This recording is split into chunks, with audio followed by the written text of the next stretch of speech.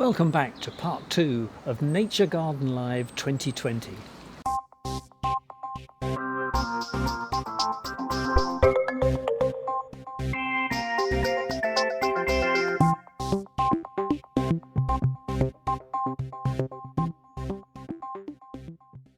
Well, you can probably tell from the paraphernalia that I've got on the table here that I've been doing a bit of pond dipping.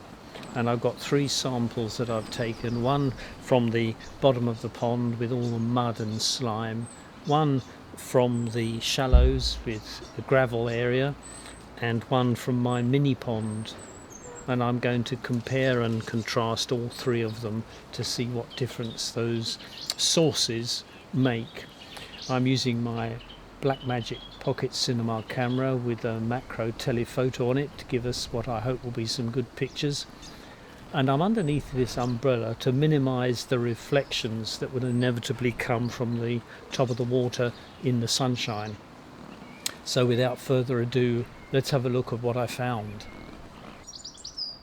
When you first stare into a tray of mud and water, it takes your eyes a little while to become accustomed to this micro world of invertebrates. Eventually you can begin to see them darting from one place to another, and in this case they're freshwater shrimps. They eat dead plants and their bodies are rather flattened and translucent.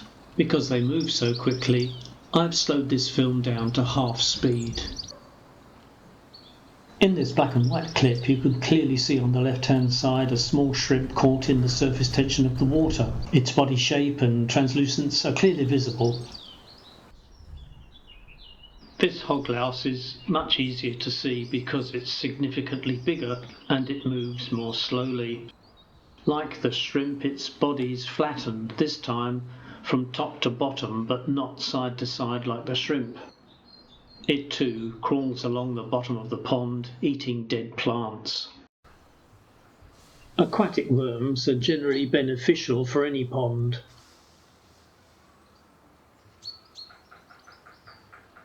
They live close to the bottom and eat mud, which contains bits of plant and animal matter.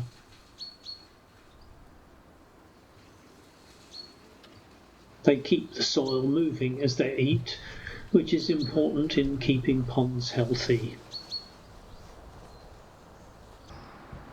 Last but not least, you can find clouds of tiny animals swimming in the water, which will be a mixture of water mites, water fleas and Daphnia.